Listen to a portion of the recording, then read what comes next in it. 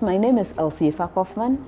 I am an associate professor of biomedical engineering at the University of Ghana, and currently I'm the dean of the School of Engineering Sciences.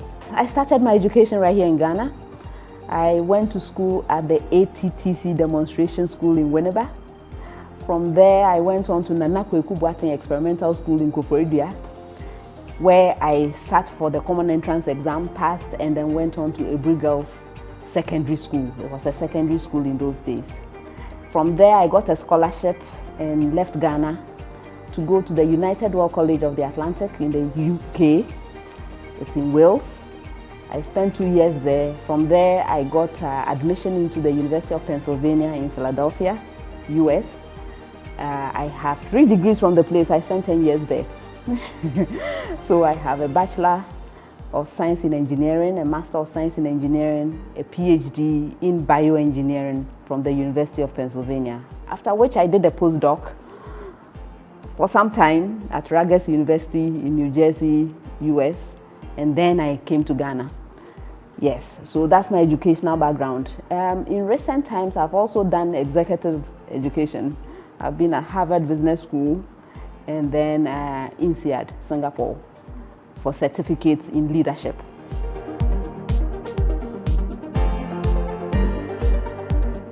Yes, I was one of those learners that could really do anything that I wanted.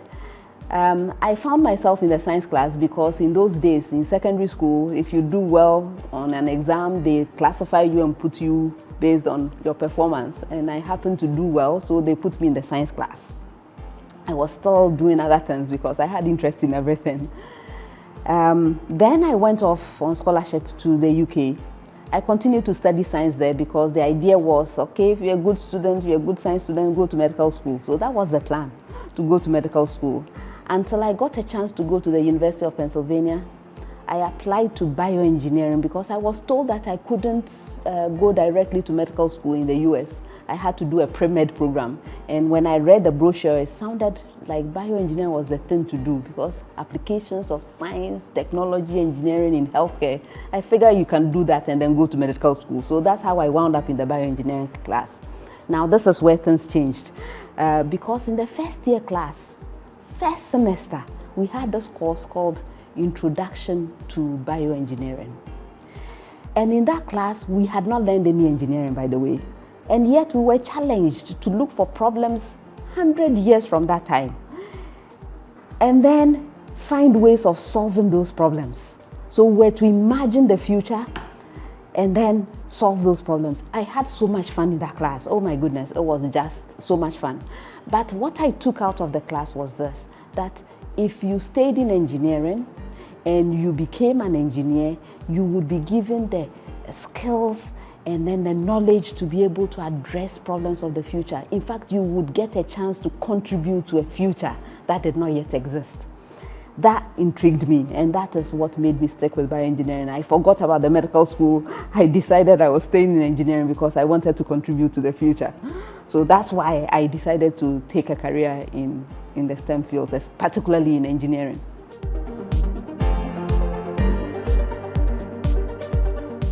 A lot of challenges. Remember, I was coming from the US. I told you I did a postdoc at Rutgers University. What I was doing there was to help them to set up a center, a new center, the New Jersey Center for Biomaterials. I was employed to help them set up the first cell biology lab for tissue engineering. The facilities were available, resources were available. All I had to do was think and get the work done. I needed something, we would order it, it would show up the following day. Then I showed up here in Ghana. The challenges were humongous in terms of research because I had no lab.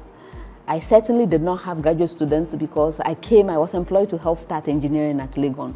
So at the very early stages, I was appointed to the Department of Physics before engineering started. When engineering started, we started with fresh students, first year undergraduate students. Nobody was doing any research. And there were only 2 of us in my department at the time.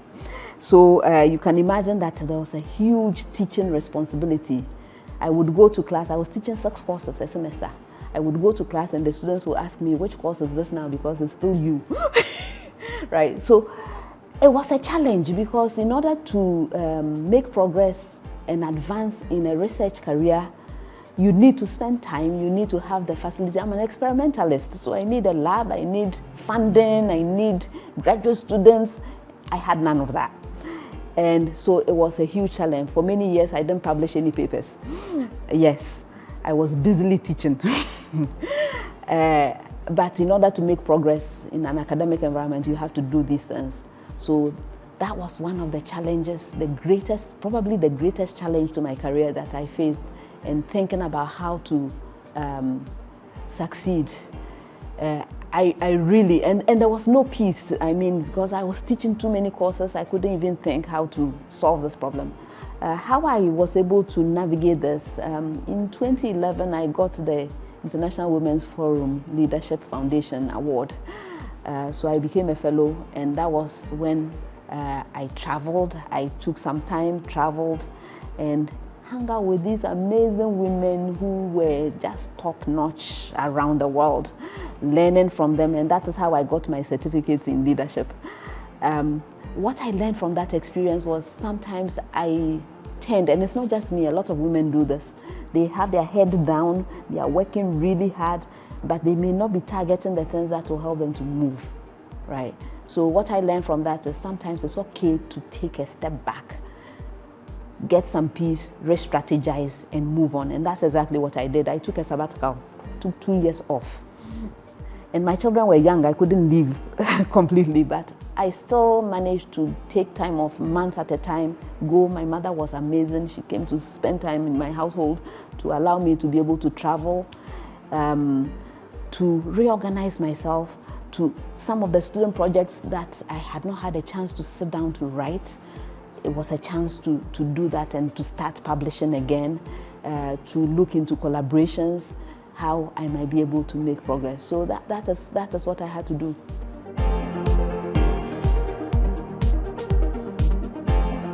There are several myths out there. Sometimes when I hear them, I'm even surprised.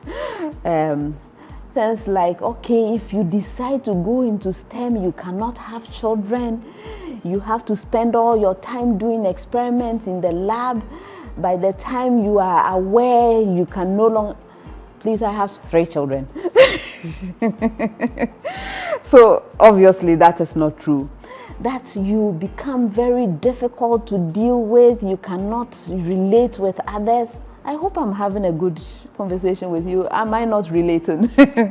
Anyway, so there are all kinds of things, all kinds of stories that go on out there. I don't think that you have to be boring. You have to be boring. You can't really be a normal person. You have to be this superhuman that can... No, we are still human, right? We are still human. So I tend not to worry myself too much about such stories.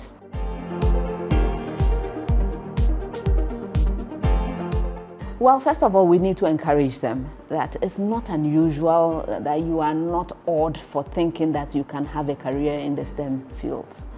A lot of the time, people cannot aspire to what they have not seen, right?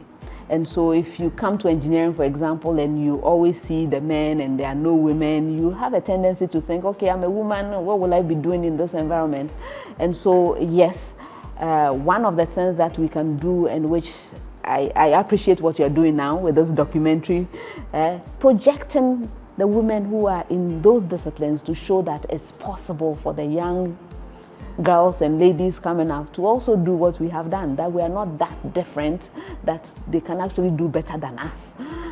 I think that story will help a lot, because it helps to change the perception that it's a discipline or something that men do and not women. The other thing is, and I've been saying this a lot, there are many programs now that tend to help us to get the young ladies access, right? So we go out and we encourage them. University of Ghana, for example, School of Engineering Sciences, when we do our admissions, we may do some affirmative action because our numbers for females is very low, but that is access.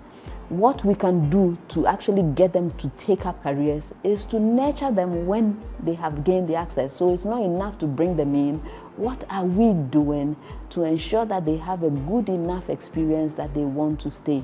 Sometimes when you're alone, and I've seen that many times, many times I'm alone in an environment because of the choices I have made to be in engineering. You are fighting battles on many fronts. Just the isolation alone is enough to get somebody to say, it's too tough, I'm not going to continue. So creating an environment that makes the person that has actually decided to be in that field feel comfortable and strengthened enough. So we need these communities of women to support each other as well. These are some of the things we can do. There are many other things we can do.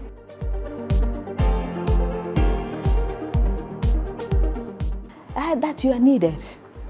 A lot of the advocacy work I do is to tell the young ladies to know that if we intend to do our work well, and what basically is a STEM field about is basically solving problems, right? The problems of today, the problems of the future. That the research has shown over and over again that when you have diverse teams, that is when you solve the problems well, to the satisfaction of those who need the solutions. And so we can't sit back and have others solve the problem and hope that the solutions will cater to our needs. It's when we are part of that problem-solving team, we bring our views on board, and then we all work together, men, women, all of us working together to solve the problems. That's when we have the best solutions to the problems. And so they are certainly needed. Right now we are underrepresented, and a lot of the work I'm doing, I'm actually looking forward to a future when we don't even need to do things like this because we are all represented. Unfortunately, we are not there yet, and that is why we need them to know that they are needed, that we want them to be part of the teams that are making decisions for us, part of the teams that are solving the many problems that we have. And that is why we have to do this. So if you've decided to do it, please, you are in the right place. You have good taste. Work hard. Work hard. It's not going to be easy, but it is possible. So work hard. You have support from people like me. Don't reinvent the wheel. If you're having issues, reach out. Let's talk together. Let's find out how we can support you to be able to do this and do it successfully. So you have support out there.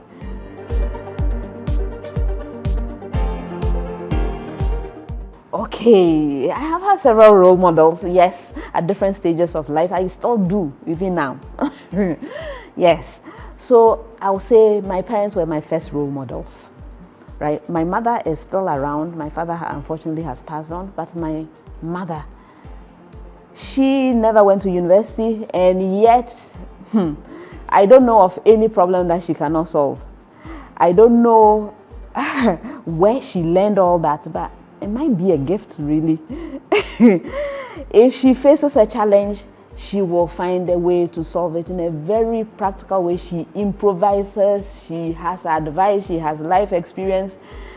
Oh my goodness, that woman is amazing. And she's so supportive of her children. Yes, she is an amazing role model. So that's my mother. My father was a role model because of his discipline. Yes, my father, he was a man of principle. If time management, oh my goodness, punctuality. If my father had an appointment with you to go somewhere and you showed up late, he would be gone. Yes, he would leave you behind. And that included even my mother. Yes. So he was the principled person. If my father gave you a promise, you can be sure he would keep it. And that's why, I went out on scholarship. When I was leaving, I was told, go learn, come back and make a difference. There are many others that went with me and never came back. Because I made that promise and because of the training from my father, I had to do it. So if I make a promise and my father's voice, I hear my father's voice in my head, I would keep that promise. Now it's become part of me, right? Yes. So my father was another one. When I was in secondary school, the late Mrs. Joyce Esibe, my headmistress, was another one. The woman was principled and disciplined. She raised a generation of women who have transformed this country. And I wanted to be like her. I was afraid of her, but I liked the way she carried herself. And later on in life, she was the one that nominated me for the opportunity to travel outside Ghana. Later on, when I returned to Ghana, I connected with her before she passed on. And she told me she was so proud of me. Just telling me she was so proud of me encouraged me to do the difficult things that I was doing at the time. So she was another role model. Now at the University of Ghana, Professor Isabella Kwache. When I came, I was in the Department of Physics before engineering even started. And then when engineering started, I was nominated to be on her school management committee. She was the first dean of the School of Public Health. So as a young lecturer on her on her school management committee, and observing how she was conducting herself and how she was running the meetings and how she was running her school, this new school of public health at the University of Ghana, it was such an inspiration. I looked at her and I said, I see. I can also be Dean of Engineering sometime. And later on, a few years ago, she was the one that nominated me to be a fellow of the Ghana Academy of Arts and Sciences. I am now a fellow. And I look up to her. She's now president of the academy. She was just inaugurated a couple of weeks ago. Yes. So she continues to be my role model. I look at her career. She's done amazing things. And she inspires me. So these are some of the people. Well, I also have to mention my PhD supervisor, Professor Paul Duchesne. Professor Paul Duchesne was strict. He was known to be very tough. He was well known at the time. I was a graduate student in biomaterials. And Professor Paul Duchesne trained me basically. You cannot be in Professor Duchesne's lab and be lazy. He himself was so hardworking, always up and about doing activities and making sure that we actually produce high quality, excellent work all the time, consistently. Yes, so Professor Paul Duchesne was difficult, but he was a good role model.